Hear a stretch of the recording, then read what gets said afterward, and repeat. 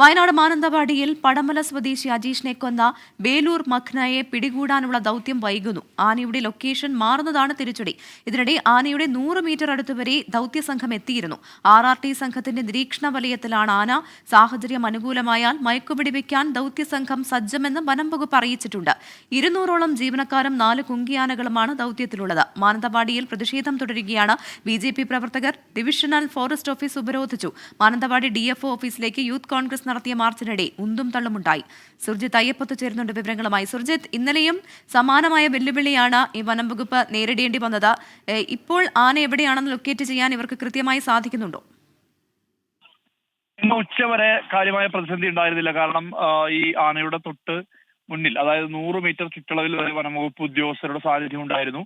ഒപ്പം തന്നെ വെറ്റിനറി സംഘവും RRT സംഘവും തൊട്ടടുത്ത് തന്നെ, ആനയുടെ തൊട്ടടുത്ത് തന്നെ ഉണ്ടായിരുന്നു. പക്ഷെ പിന്നീട് അതിന്റെ ലൊക്കേഷൻ മാറി മാറി പോവുകയാണ്. അതായത് അല്പം വേഗത്തിൽ നടന്നുകൊണ്ട് മാറുന്നതുകൊണ്ട് തന്നെ ട്രാക്ക് ചെയ്യാൻ ചെറിയ രീതിയിലുള്ള ബുദ്ധിമുട്ട് ഉണ്ടായിട്ടുണ്ട്. അതിനാൽ തന്നെ മയക്കുവെടി വെക്കുക എന്നുള്ളത് അതിന്റെ ഭൂമിശാസ്ത്രവും ഒരു തരത്തിൽ പ്രതിസന്ധിയാണ്. കാരണം പരന്ന ഒരു പ്രതലത്തിലല്ല ആന നിൽക്കുന്നത് എന്നുള്ളതാണ്. ആന മാറി മാറി പോവുകയാണ്.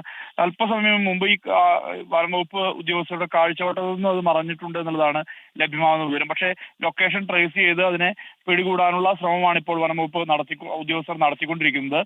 10 ടീമായി തിരിഞ്ഞാണ് ഇപ്പോൾ ഈ നിരീക്ഷണം ഒക്കെ തന്നെ മുന്നോട്ട് പോയിക്കൊണ്ടിരിക്കുന്നത്. ദൗത്യത്തിൽ 4 കുങ്കിയാനകളെ ഉപയോഗിക്കുന്നുണ്ട്. മാത്രമല്ല ഈ RRT സംഘം 100ഓളം ജീവനക്കാരാണ് ഇതിന്റെ ഭാഗമായിട്ടുള്ളത്. പക്ഷെ നിലവിലെ പ്രതിസന്ധി എന്ന് പറഞ്ഞാൽ ആ പ്രതിസന്ധി ഈ ആന കാഴ്ചവട്ടത്തിൽ, വനംവകുപ്പ് ഉദ്യോഗസ്ഥരുടെ കാഴ്ചവട്ടത്തിൽ നിന്ന് മാറിയിട്ടുണ്ട് എന്നുള്ളതാണ് പ്രതിസന്ധി. ചൂട് വലിയ അളവിൽ കൂടുന്നു.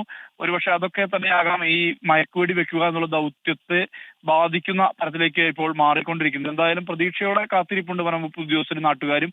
മയക്കുവെടി വെക്കാൻ കഴിയും, അതായത് സന്ധ്യ മയങ്ങും മുമ്പേ ഈ മയക്കുവെടി വെക്കാൻ കഴിയും എന്നുള്ള പ്രതീക്ഷ തന്നെയാണ് ഉള്ളത്. ഇല്ലെങ്കിൽ ദൗത്യം നാളെ പുനരാരംഭിക്കേണ്ട ഒരു സ്ഥിതിവിശേഷം ഉണ്ടാകും. ഇപ്പോൾ നിലവിൽ കാഴ്ചവട്ടത്തിൽ നിന്ന് ആന മറഞ്ഞ ഒരു സ്ഥിതിയാണ് നിലവിലുള്ളത്.